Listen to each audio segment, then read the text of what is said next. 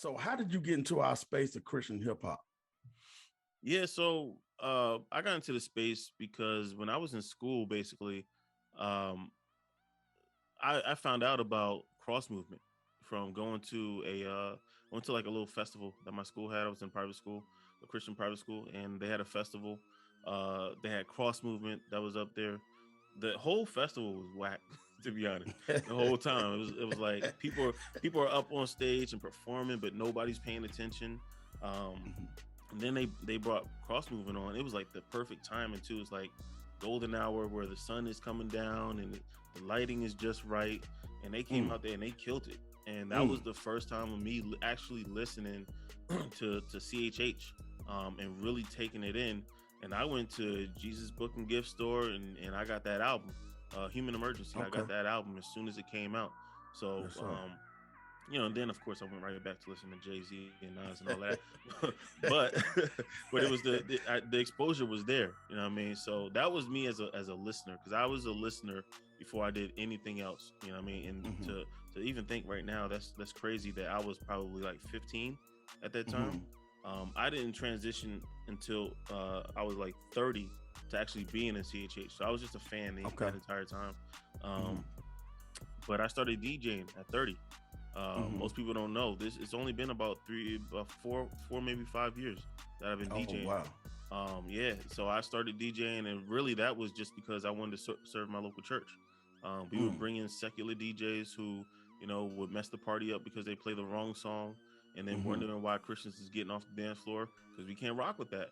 You know what I That's mean? right. So for me, I was like, yo, all right, there's an opportunity here where we need, and even though we're in New York City, like you would think that there'd be a plethora of DJs, Hmm. right? Or at least we weren't booking them. But so I started DJing, basically to serve my local church body. From there, God opened up a door for me to join radio. So I started. Hmm. I became a part of a radio show, Rise Up Worldwide. And then even from there, I kept serving, just kept serving. Hmm. So I interned at the New H2O. That's a platform, like a sister platform to Rapzilla, That's ran right. by Justin. Um, and I started doing like a weekly article of the top 10 indie artists of the Hmm. week, like the songs at least. And so yeah, I served in that capacity. I started to meet artists that way. People started to learn who I was by doing that, and you get in relationships and all of that. And then eventually, actually doing that, um, that those articles, that's what led to the albums, because Hmm. I fell in love with just serving the indies, because I'm like, yo, you getting Hmm. DMs like, yo, thank you for covering, like I didn't think nobody even saw the song. I don't, Hmm. and then from even people who are not getting listed, yeah, people are like, yo, how did you even find this artist? You know what I mean? And just being able to expose people to all the talent that's out there. I got really like addicted to just that ability to share, you know what I mean, Hmm. and hopefully affect people's lives, right? Hmm. So yeah, it all started from DJing, moved on from DJing, and even at this point, even being DJ Lost and Found, I do less DJing now and more of the executive producing and Hmm. A&R work. But DJing really opened the door and the opportunity for me. And yeah, that's how I moved into the space from being just a fan to actually Hmm. doing service. And I think there's a lot of people, man, out there who are fans, or maybe who are even in CHH and probably just doing the wrong thing. Like you could really make Okay. some waves if you switch it up, Hmm. because you might be an artist, but maybe that's not your gift. You know what I mean? And Oh, I don't amen. encourage anybody to ever stop, because I learned from somebody that even if somebody is terrible at what they do, but if they can affect someone's heart, then Amen. praise God.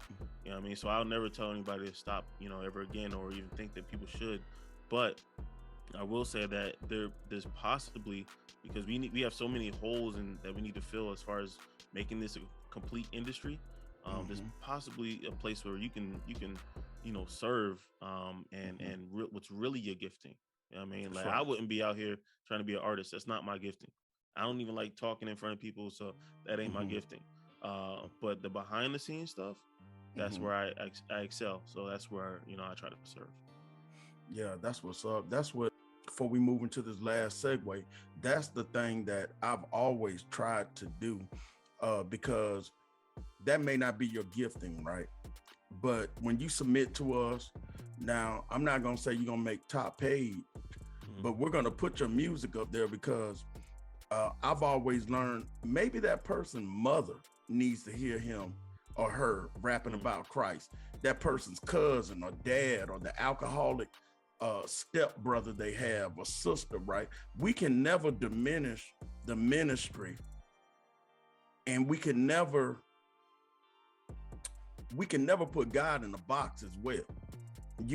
They may not be top tier artists, as far as the Lecrae's, the Reconcile, I can go on and on and on.